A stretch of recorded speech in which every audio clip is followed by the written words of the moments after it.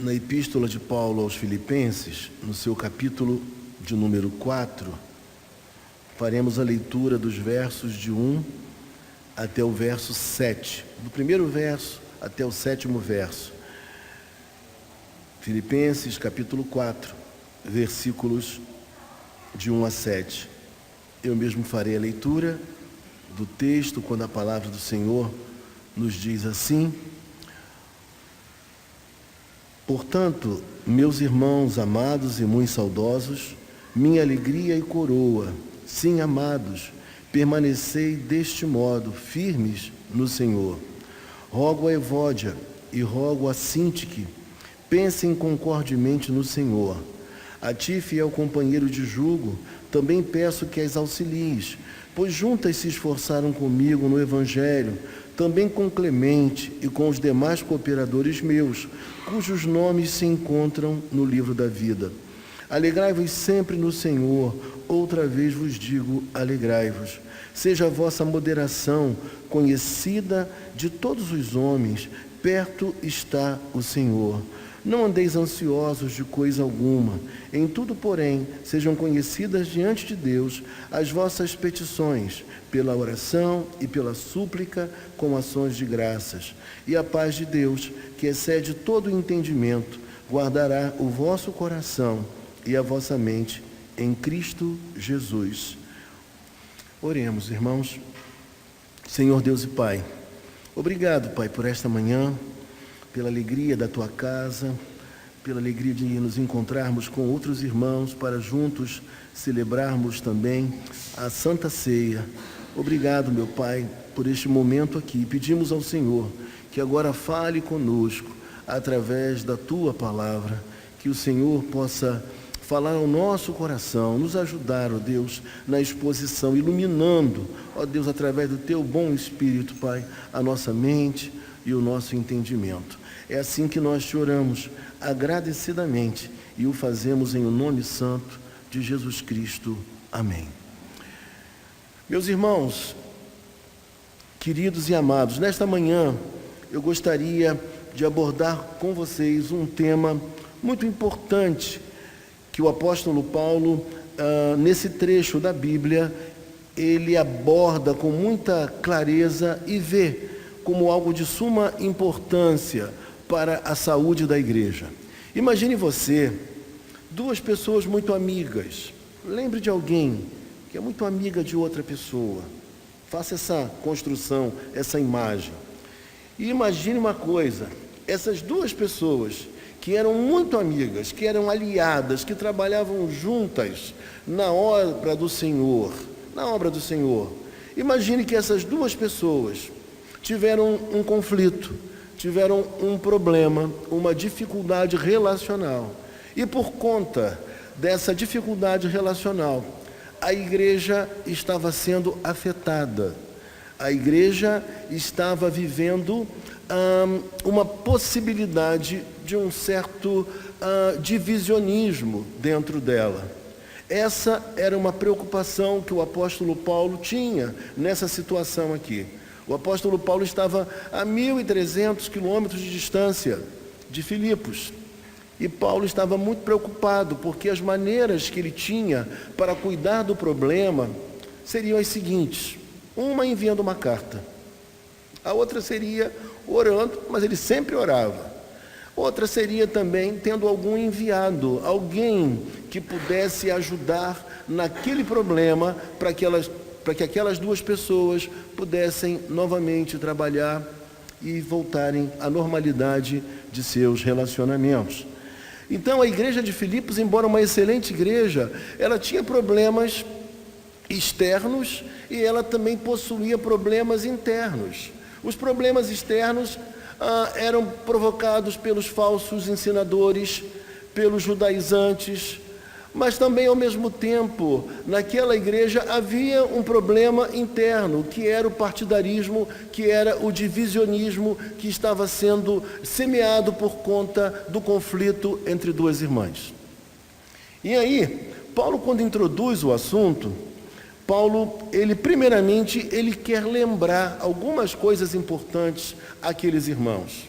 Paulo queria que eles tivessem, todos eles, homens e mulheres, tivessem ciência de que tudo aquilo que ele falaria porque os amava, porque queria que aquela igreja caminhasse bem. É com essa intenção, com essa motivação que o apóstolo Paulo fala o que vai falar agora, o que vai dizer agora. E o texto nos diz que no versículo 1 o apóstolo Paulo começa assim: portanto, meus irmãos. O apóstolo Paulo, ele não diz apenas, portanto, irmãos, mas ele fala, portanto, meus irmãos, o que demonstra, embora irmão já seja um termo profundamente fraterno, sentimental, do coração, Paulo diz que aquelas pessoas eram irmãs dele, meus irmãos, o que demonstra pertencimento. Paulo não tinha uma relação fria com seus irmãos, e ele diz que aquelas pessoas eram assim para ele. Depois o apóstolo Paulo vai nos dizer ainda, veja comigo, ele usa uma outra expressão, amados e muito saudosos. Paulo está dizendo que aqueles irmãos para ele eram irmãos do coração, eram irmãos que havia no coração de Paulo para com eles sentimento de amor. Paulo diz mais ainda, Paulo diz que sentia saudade daqueles irmãos. Queridos, vamos ser sinceros, a gente só sente saudade de pessoas que são caras a nós. A gente só sente saudade de gente que passou pela nossa vida e fez bem a nós. Gente que foi amiga, gente que foi leal, gente que trabalhou junto. Paulo está dizendo que sente saudade daqueles irmãos. Aqueles irmãos eram importantes, significativos para o apóstolo Paulo. E Paulo não para por aí, a sua linguagem ainda continua, uma linguagem afetuosa e amorosa, e ele diz assim, permanecei deste modo, firmes no Senhor.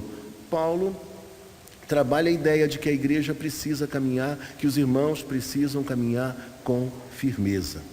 Mas quando chega no versículo de número 2, depois do apóstolo Paulo falar tudo o que falou, depois de expressar o sentimento de amor e de afeto, ele agora vai falar aquilo que é profundamente importante para resolver o problema que estava afetando a igreja. Paulo diz assim, rogo a Evódia e rogo a Sintique. Repare comigo uma coisa, observe comigo. Ele não fala apenas rogo a Evódia e a Sintique, mas ele fala rogo a Evódia e rogo a Sintique. Eu fiquei pensando, por que o apóstolo Paulo repete a expressão? E eu cheguei à seguinte conclusão.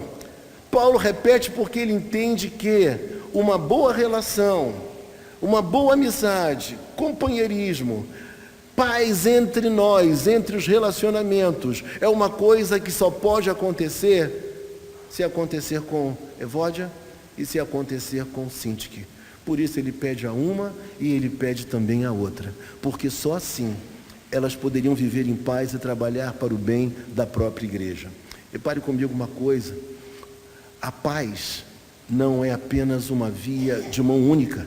A paz, para que aconteça, ela precisa ocorrer de tal forma que essa paz seja promovida por duas pessoas, pelos dois lados. E é curioso lembrar e pensar, irmãos, que chegou ao meu conhecimento o fato de duas irmãs maravilhosas, duas pessoas que trabalharam durante anos numa determinada igreja. Essas irmãs, quando estavam de bem, as coisas mais sensacionais, as coisas mais extraordinárias, aquilo que aparentemente era impossível de ser feito na igreja, acontecia, se realizava. Sabe por quê? Aquelas irmãs estavam de bem, elas estavam em paz uma com a outra. Mas só que acontecia uma coisa, aquelas irmãs, vira e mexe, elas se aborreciam mutuamente, uma brigava com a outra, e quando isso acontecia, meus irmãos, aquilo que uma fazia, a outra não apoiava e vice-versa. É como se fosse aqui o caso de Sintique e Evódia, embora a Bíblia não fale com muita clareza qual era o motivo do problema entre elas. Mas parece que, reproduzindo a história dessas duas irmãs que eu estou dizendo, quando Evódia fazia alguma coisa e elas estavam brigadas, Sintique que não ia, Sintique que não ajudava, não aplaudia e vice-versa. Havia uma dificuldade imensa entre essas duas. E nesse caso que eu estou me referindo, passava um tempinho, as duas de novo voltavam às boas. E quando elas voltavam às boas, tudo de novo, de bonito, de excelente acontecia na igreja. A igreja fluía, crescia, se desenvolvia. Mas não demorava muito tempo, elas outra vez brigavam. A relação era uma relação profundamente inconstante entre essas duas irmãs. E aí eu fui pesquisar o que significa esses dois nomes tão estranhos para mim e para você. E pesquisando eu descobri que Evódia significa doce fragrância e Sintique significa boa sorte. O nome das duas tem um significado maravilhoso, excelente. Mas só que as duas, na prática, não viviam a excelência que o próprio nome expressa. E aí, meus irmãos, quando a gente pensa em paz, a gente lembra de algumas passagens na Bíblia, né? Salmo 133, ó quão bom e quão suave é que os irmãos vivam em união. E a gente lembra também de Romanos 12, 18, se possível, no que depender de vós, tem de paz com todos os homens. E infelizmente, meus irmãos, essas duas irmãs viviam um profundo e grande desacordo. E com isso a igreja era prejudicada. A igreja que poderia se desenvolver, ir bem, ela estava com dificuldade. E o apóstolo Paulo, percebendo isso, ele não encara isso como algo qualquer. Ele vê que esse conflito não é apenas uma divergência de ideias. Esse conflito se tornou pecado, algo a ser resolvido, algo pernicioso, que trazia prejuízo à igreja. E aquelas duas irmãs não poderiam mais viver da maneira como estavam vivendo. E aí quando a gente chega no versículo de número 3, o texto nos diz assim: a ti, fiel companheiro de jugo. Os estudiosos dizem que não se sabe com quem Paulo está falando, ou a quem Paulo se refere aqui. Talvez Lucas, talvez Timóteo, mas alguns afirmam com maior certeza, com maior firmeza, que Paulo está falando a respeito de Epafrodito. Epafrodito é companheiro de lutas e é companheiro também de jugo. E aí o texto diz: também peço que as auxilies. Repare comigo uma coisa importante. Também peço que as auxilies. Você deve lembrar, quem aqui gosta de futebol assim como eu, você deve lembrar que antigamente, quando os jogadores começavam a se estranhar no campo, você sabe o que acontecia? Você lembra? Surgia um grupo de outros jogadores que diziam assim: pare com isso. E na linguagem dos narradores esportivos, eles chamavam de a turma do deixa disso. Você lembra disso? A turma do deixa disso. E aí a briga acabava, a dissensão acabava, porque entrava alguém em cena, ou algumas pessoas em cena, que apaziguavam a situação. E a gente fica pensando como Paulo precisava de um companheiro de jugo que orientasse aquelas duas irmãs para o bem da obra.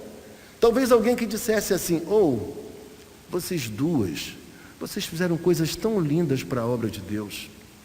Vocês, quando estão de bem, vocês fazem coisas inimagináveis.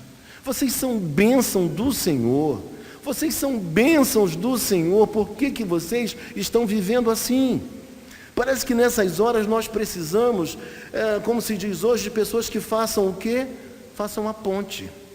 Pessoas que ajudem a reatar aqueles relacionamentos que estão partidos, que estão rompidos. É isso que é importante que se diga aqui. É necessário que pessoas surjam no meio de um problema e de uma desavença para falar: Jesus chamou vocês, Jesus salvou vocês. Você lembra? Vocês têm uma história em comum. Vocês duas estão há anos juntas. Vocês têm uma história na igreja. Vocês fizeram coisas tão especiais. Que coisa linda ver o talento de vocês, a capacidade de vocês. E por que vocês estão brigando assim? Isso está trazendo prejuízo à obra do Senhor, está afetando a igreja. Isso está trazendo um divisionismo dentro da própria igreja. Isso não é bom, não é salutar, não é de Deus. Nós precisamos de pessoas assim, irmãos. Eu sei que nós vivemos dias nos quais as pessoas não querem se meter na história um do outro. Eu sei que as pessoas também nesse tempo não ouvem as outras pessoas. Todo mundo acha que já chegou lá, todo mundo acha que sabe muito bem o que está fazendo, todo mundo acha que é dono do seu nariz, então ninguém escuta, ninguém ouve. Mas nós precisamos de líderes, irmãos e irmãs, que numa hora assim, cheguem e digam assim: não façam isso desagrada a Deus. Vocês foram chamadas para viver num patamar mais elevado. Se existem diferenças, que isso se resolva, que isso se acerte para o bem da obra do Senhor. E a gente olha para o texto, veja comigo, o texto fala assim: pois juntas se esforçaram comigo no Evangelho. Para Paulo, essas duas, elas eram irmãs. Paulo não tinha dúvidas que elas eram irmãs em Cristo. Paulo, inclusive, destaca que elas se esforçaram tremendamente na obra do Senhor com ele. O que significa dizer que Paulo viu, que em algum momento Paulo acompanhou tudo aquilo que elas faziam, muito bem, muito bonito, para a obra de Deus. Paulo viu isso tudo, Paulo acompanhou, é testemunha ocular do que elas fizeram. E Paulo diz assim: elas estão precisando de ajuda. As auxilies. Isso pode ser resolvido. Mas quando a gente vive num tempo onde as pessoas não ouvem umas às outras, fica muito difícil a gente ajudar. Num período em que as pessoas, elas se desentendem tanto e elas não ouvem, as relações desse tempo líquido são relações que se partem com muita facilidade, o que é pior. Às vezes os motivos da nossa briga, do nosso conflito, eles não são fortes o suficiente para a nossa relação ser rompida, ser estragada, ser prejudicada. Às vezes é um casal bonito, com uma história bonita, que não precisava se separar, mas precisa de ajuda. Às vezes são duas irmãs, às vezes são dois irmãos que precisam de ajuda, porque não há uma pessoa que se baste. Todos nós precisamos de pessoas sobre nós, amigos, irmãos, líderes, que nós possamos procurá-los nos momentos de maior dificuldade da nossa vida. E aí o texto diz: e com os demais cooperadores meus, cujos nomes se encontram no livro da vida. Paulo destaca que para ele todas essas pessoas não eram ímpias, todas essas pessoas eram crentes, eram de Deus. E Paulo diz: é importante que vocês trabalhem em conjunto para que esse problema se resolva e que a paz seja restaurada e que a igreja possa finalmente caminhar em paz. Nós precisamos de gente que façam reconciliação, pessoas que façam reconciliação. Essas mulheres eram extremamente dedicadas. Quem sabe, talvez, nos nossos relacionamentos, dentro das igrejas, dentro da nossa igreja, talvez, existam pessoas que não estejam trabalhando de forma conjunta e que precisam voltar a trabalhar assim. Quem sabe em muitos lugares também. Eu diria para você que é muito triste quando a gente observa pessoas que têm uma profunda dificuldade de trabalhar em conjunto. Pessoas que só sabem trabalhar na carreira solo. Já viu aqueles grupos musicais que quando começa a fazer sucesso, eu não digo nem grupos musicais evangélicos não, grupos seculares, que você fala assim: poxa, esse grupo está fazendo um sucesso tremendo, que coisa bonita, que coisa boa. O que acontece? Quando você menos espera, aquele que se destaca mais, o grande cantor do grupo, da banda, o que ele faz? Ele sai e vai seguir a carreira solo. E o pior é que nem sempre isso lá na frente vai representar o sucesso. Ele pode ser o melhor cantor mesmo, o astro do grupo, mas ele depende das outras pessoas. É o grupo, é a banda. Em alguns momentos até eles voltam para a banda outra vez, para o grupo musical outra vez. E quando eu vejo essas duas irmãs, quando eu vejo essa história, eu vejo que a preocupação de Paulo é uma preocupação pastoral. Nós precisamos aprender a trabalhar em conjunto. Graças a Deus, aqui na Betel a gente tem feito muitas coisas em conjunto, né? Bazar, almoços, lanches, dia de ação de graças, coisas que a gente faz em conjunto e que só sai como sai porque vocês estão trabalhando, porque nós precisamos do dom, do talento e da cooperação de todos, cada um com o seu jeito e com a sua aptidão, senão nada acontece.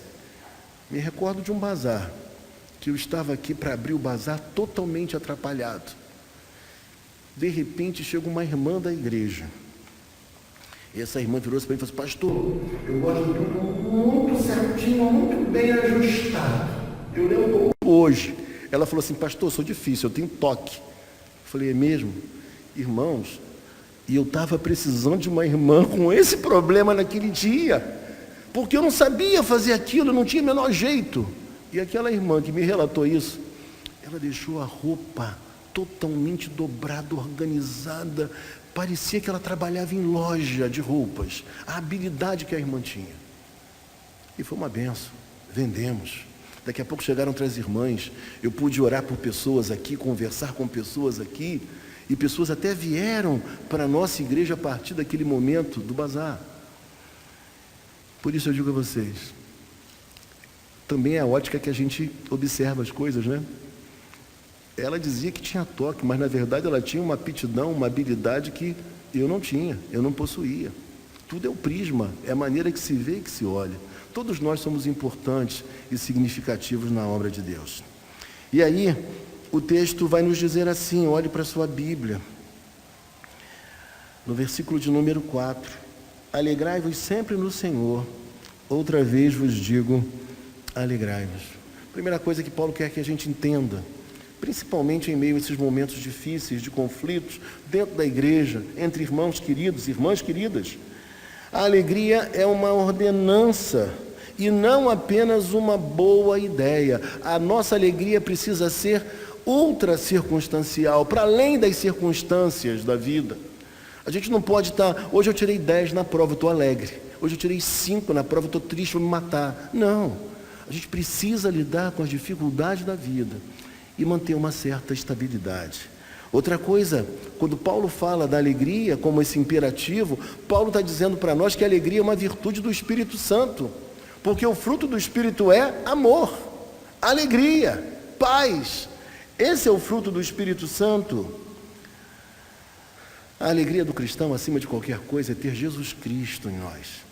Jesus Cristo faz toda a diferença. Ele é a razão do nosso viver, Ele é a nossa esperança, é Jesus Cristo. É por isso que a gente enfrenta as dificuldades da vida sempre com muita força, porque Ele está conosco a nos ajudar.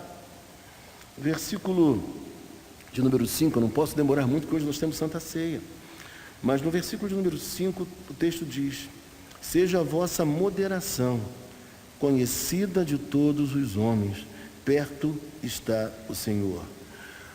Paulo aqui, ele fala para nós que a moderação tem a ver com a gente abrir mão, em dados momentos, dos nossos direitos, para viver em paz com outra pessoa, para viver em harmonia com outra pessoa, porque não existe uma coisa mais abençoadora do que a harmonia numa igreja, numa família, numa casa.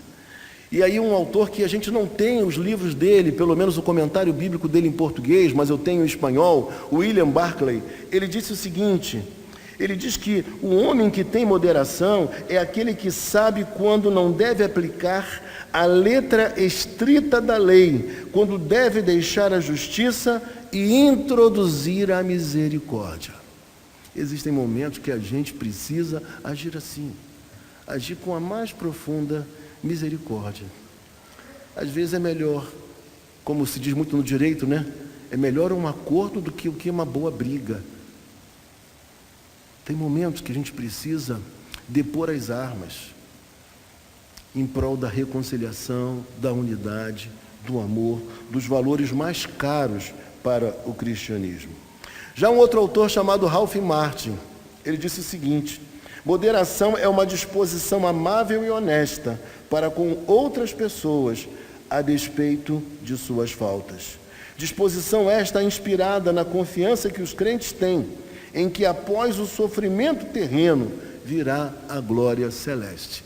As nossas brigas terrenas, elas são insuficientes, elas não têm motivo legítimos, elas são pequeninas comparativamente com a bênção, com a glória da presença de Deus que nós temos, da vida eterna, da abundância de vida no novo céu e na nova terra. A gente precisa aprender a agir de uma outra forma, já que nós somos de Cristo. Esses dias eu conversava com uma pessoa que me disse assim: pastor, apesar de perdoado, apesar de ter resolvido um problema com uma pessoa, eu ainda assim não estou conseguindo perdoar. Eu virei para essa pessoa e falei assim: mas vem cá, eles são seus amigos, essas pessoas? Que era mais de uma pessoa. E essa pessoa me disse assim: sim, eles eram meus amigos. Eu falei: portanto, há mais do que motivo para você perdoar, porque uma falha de momento, a pessoa errou uma vez. Quem é que não erra? Será que você nunca errou? Será que não é possível semear a paz entre vocês? Mas ele falou: não estou conseguindo, não está sendo possível. Mas quando eu olho para esse texto, eu vejo que o apóstolo Paulo, ele orienta aquelas duas irmãs, orienta através dos servos de Deus daquela igreja, para que elas voltassem à paz. E por que ele fala tudo isso? Ele fala: perto está o Senhor, que há duas possibilidades. O Senhor participa da nossa vida, da nossa história, seria uma interpretação que é possível e até correta, mas também perto está o Senhor, é como se ele dissesse: olha, o Senhor está voltando, o Senhor está chegando, o Senhor está retornando, a volta do Senhor está prestes a acontecer. E por que vocês vão continuar brigando e vão continuar colidindo? Lembrem que vocês fizeram muitas coisas bonitas. Lembrem que vocês são bênçãos da parte de Deus para a igreja de Filipos. Por que brigar assim? E quando a gente prossegue mais um pouco, o texto vai dizer no versículo seguinte, veja comigo, versículo 6. Não andeis ansiosos de coisa alguma, em tudo, porém, sejam conhecidas diante de Deus as vossas petições, pela oração e pela súplica, com ações de graças. Aqui Paulo, ele lembra para a gente que Deus é aquele quem supre todas as coisas. Mateus 6,33 nos diz, né? Buscai, pois, o reino de Deus e a sua justiça, e as demais coisas vos serão acrescentadas. É Deus quem supre as nossas carências, e Paulo está dizendo: observem isso, preste atenção nisso. Por que andar extremamente ansioso ou ansiosa? E parece que quando a gente está ansioso, a gente está olhando para todas as coisas, para todos os lados ao mesmo tempo. A gente não está fito naquilo que é importante e aquilo que é necessário. Ansiedade, ela é resultado de olharmos mais para os problemas, em vez de olharmos para Deus. Talvez Sintique e Evódia estivessem ansiosas. Talvez elas estivessem brigando por causa desse desassossego na alma. Talvez elas estivessem brigando porque se esqueceram que Deus abençoa, que Deus cuida, que Deus supre todas as nossas necessidades. E aqui, Paulo diz que o grande antídoto para as nossas ansiedades é a oração. Sabe por que a gente fica tão nervoso, tão preocupado com o dia de amanhã? É porque a gente está orando pouco. Eu li certa feita que os pastores, eles estão orando muito pouco. Os pastores, eles agora estão orando apenas nos momentos formais. Se eles estão dirigindo um culto, eles estão orando. Se eles vão fazer um culto numa casa, eles oram. Mas a vida de oração já não acontece mais. E quando a gente não ora, O que acontece conosco? Nós não temos intimidade com Deus. Nós precisamos de intimidade com Deus, e isso vem através da oração. E essas 3 palavras que ele cita aqui, ele está falando de uma oração, que é aquela oração que você não chega abruptamente diante de Deus e começa a despejar diante de Deus o que você mais quer. Mas quando você chega diante de Deus e fala: Senhor, Tu és maravilhoso, Tu és o Deus da minha vida, Tu és excelso, Tu és sublime, como eu te amo, Senhor. Ou seja, quando você chega na presença de Deus, pela presença de Deus, pela comunhão com Ele, assim como nós queremos perto de nós as pessoas que nós amamos, a quem amamos. E aí, quando a gente chega adorando a Deus, ouvindo a voz de Deus, e depois apresentando a Ele aquilo que nos angustia, aquilo que nos falta, aquilo que nos desestabiliza, a gente apresenta a Deus essas questões todas. E depois o que a gente faz? A gente agradece a Deus por tudo que Ele é, por tudo que Ele faz, por tudo que Ele já fez na nossa vida e na nossa história. Mas sabe qual é o nosso grande problema hoje? É que vivemos numa sociedade muito pouco grata. E ações de graças falam disso, fala de gratidão. Gratidão por quem já nos ajudou. Gratidão por alguém que já orou por nós, que já nos socorreu nos momentos de dificuldades, sejam eles financeiros, sejam eles emocionais, não importa de que ordem ou de que sorte, mas sermos gratos, claro que em primeiro lugar a Deus, claro, mas também a pessoas que passaram pela nossa vida, nos abençoando e nos ajudando. Eu fico pensando aqui, viajando um pouco, mas eu imagino quantas não foram as vezes que de repente Evódia, nos momentos bons, ela não ajudou Sintique. E quantos momentos também que de repente Sintique não ajudou Evódia. E agora elas estavam assim. E às vezes não acontece com a gente a mesma coisa. Falta de gratidão, falta de percepção, de pessoas que foram muito significativas, que nos ajudaram, que fizeram muito por nós. Por isso que quando eu prego sobre temas assim, eu não consigo me esquecer de pessoas que me ajudaram. E aí dizem para mim às vezes: mas te ajudou pouco. Eu falo: não, me ajudou muito. Porque qualquer ajuda no momento de dificuldade é uma ajuda extremamente significativa. Então, Paulo está dizendo que é necessário ter gratidão. Esse deve ser o estilo de vida. Se aquelas 2 irmãs estivessem orando, adorando a Deus e sendo gratas a Deus, por certo, elas perceberiam a bênção que uma era na vida da outra e a diferença que elas faziam na obra de Deus. E para a gente finalizar, o versículo final nos diz: e a paz de Deus, que excede todo entendimento, guardará o vosso coração e a vossa mente em Cristo Jesus. Primeira coisa que eu tenho que pensar aqui: esse texto fala de uma paz que não é uma paz compreensível, não é uma paz que possa ser construída meramente pelos homens. Ela começa primeiramente em Deus, porque é Deus quem nos reconciliou e trouxe a paz entre nós e Ele mesmo, através de Cristo. É Deus que trouxe a paz em relação ao próximo, ao outro. É Ele que faz isso, que traz essa possibilidade.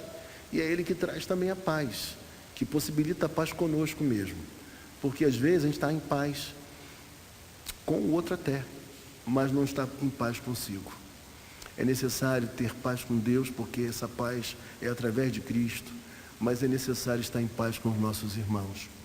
É necessário estar em paz conosco mesmo. Às vezes eu até acredito que a pessoa que não está em paz consigo, ela tem dificuldade de estar em paz com o outro. Parece que não há as condições necessárias para que a paz seja semeada e seja estabelecida. Essa paz, ela ultrapassa a própria condição humana, ultrapassa a compreensão humana. Como alguém, diante de tamanha dificuldade, tamanho problema, ele pode ter paz. Essa paz é a paz de Deus na minha vida e na sua vida. A paz é uma das virtudes também do Espírito Santo. E quando o texto fala para nós, no versículo de número 7, e a paz de Deus, que excede todo entendimento, guardará.